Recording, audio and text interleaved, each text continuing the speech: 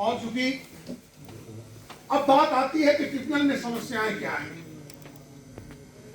समस्याएं बहुत सी हैं, जैसा कि आदरणीय ओझा साहब सुन रहे हैं और जो मंचासीन पंकज मिश्रा साहब हैं, बहन बैठी हुई हैं, एक बहन वहां उधर बैठी हैं, तो मैं सभी से अनुरोध करना चाहूंगा कि ये राज्य लोक सेवा अधिकरण ये राज्य स्तरीय संस्था है। इस संस्था के पास कोई बिल्डिंग नहीं है। हम नहीं चाहते कि आप मोहनलालगंज के आगे दे दें, हम नहीं चाहते कि आप हमें चिन्हट के आगे दे दें। जैसी और इनके पैरेलल बॉडी जितनी भी हैं, सबको आपने शहर के भीतर बड़ी बिल्डिंगें दे दी हैं, उनका अपना निजी कार्यालय है शहर के भीतर। तो हमारा आपसे अनुरोध ये होगा और हम लिखित रूप से भी प्रार्थना करेंगे शासन से कि हमारी इस बात पर विचार किया जाए।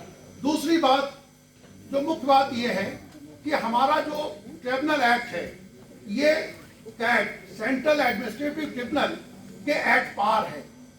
जो सेंट्रल एडमिनिस्ट्रेटिव ट्रिब्यूनल हमारे राज्य लोक सेवा अधिकरण ट्रिब्यूनल के गठन के बाद उसका गठन हुआ 1976 और 1985 वो बाद का है, लेकिन उसके शक्तियां बहुत हैं।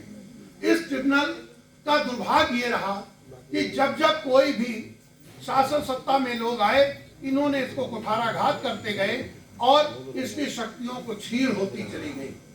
आज ट्रिब्यूनल को सिर्फ रिकवरी और सेंसर एंट्री में स्टे देने की पावर है, बाकी सारी पावर शासन ने ले ली है। इसके साथ साथ एक छोटी सी बात और कहना चाहूंगा कि हमारे सेंट्रल एडमिनिस्ट्रेटिव ट्रिब्यूनल जो एक्ट पार है वो बॉडी, वहां पर एडवोकेट से मेंबर का एलिवेशन होता है, जबकि हमारे यहाँ ऐसी प्रथा नहीं है।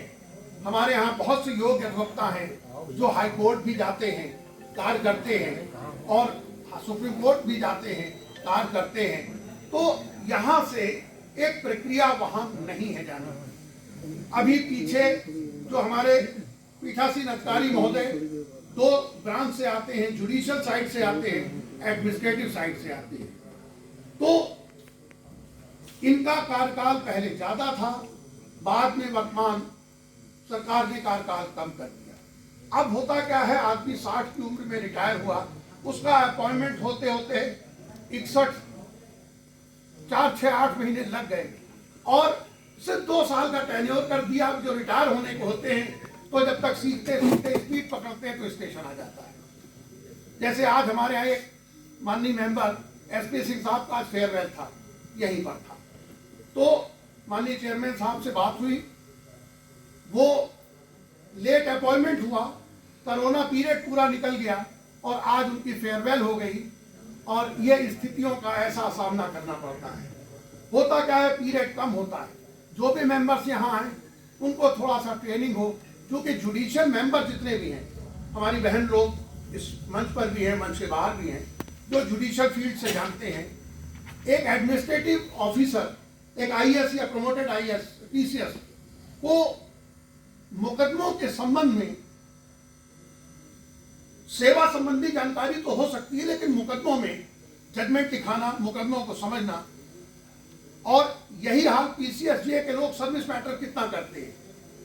तो मेरा अनुरोध यह है कि एक ऐसी व्यवस्था हमारे सामने आए जिसमें कि हमारे एडवोकेट की कंफर्ट जोन में महसूस करें।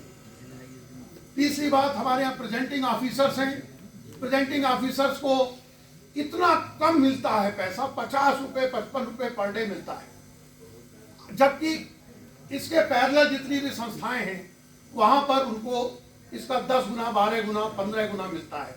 यदि आप सोचें 55 रुपए रोज यदि गैर पारिश्रमिक के रूप में मिलेगा एक अधिवक्ता को, तो उसकी क्या स्थिति होगी। 300 रुपए काउंटर, मैं उनका पक्षधर नहीं हूं, लेकिन मैं न्याय की बात इस मंच के माध्यम से माननीय श्री जितेंद्र ओझा जी से मैं अपनी बात कहना चाहता हूं। तो हमारी आज हमने आपको यहाँ निमंत्रण दिया, आपने हमारे निमंत्रण को स्वीकार किया, मैं आपका हृदय से आभार व्यक्त करता हूँ और मैं चाहूँगा कि आप हमारी मदद करें इस मामले में और हमारे इस ट्रिब्यूनल का उत्थान हो और दिन रात इसकी प्रगति हो। छोटी बार एसोसिएशन है, छोटी संस्था है। जब से मॉडल बाइलॉज लागू हुए तो ये नियम हो गया कि जो अधिवक्ता जिस पॉकेट में है वो वहीं पर कार्य संचालन करेगा, जैसा कि आप जानते हैं। तो ऐसी स्थिति में ये राज्य लोक सेवा आयोग कि वो आपके और सरकार की हस्तक्षेप की आवश्यकता है। आप, हमारा आशा ही नहीं, हमें पूर्ण विश्वास है कि आप इस मामले में आप हमारी जरूर मदद करेंगे। और हम इसी अनुरोध के साथ मैं सभी अपने अधिवक्ता भाइयों की तरफ से, आप यहाँ पर आए, आपने हमारा मान रखा और हमारे अधिवक्ता बंधुओं ने आपका हृदय से स्वागत किया। इस उम्मीद के साथ, इस भरोसे के साथ, इस आशा और विश्वास के साथ कि निश्चित रूप से आप हमारी मूलभूत जो समस्याएं हैं उनके निराकरण में आप अपने स्तर से हमें पूर्ण सहयोग प्रदान करेंगे। जय हिंद, जय भारत।